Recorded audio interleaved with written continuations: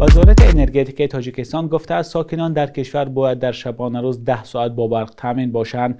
نمایندگان این وزارت در صحبت با خبرگزاری از پلوس گفتند موافقه رجب به اهالی باید از صبح از ساعت 5 تا 8 و بیگاه از ساعت 16 تا 23 باید برق داده شود. اما در این روزهای سرد شکایت ها از اجرا نشدن همین رژه تعیین کرده مقامات هم زیاد است.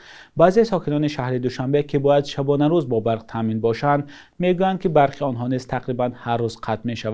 این هم شکایت یک ساکن ناحیه سینای پایتخت. چراغ ماشین کدام در گرفته ایستاده است، دیگر گرد و اطراف حاضر اینجا همه بیناهای بلندشانه هستند نیست.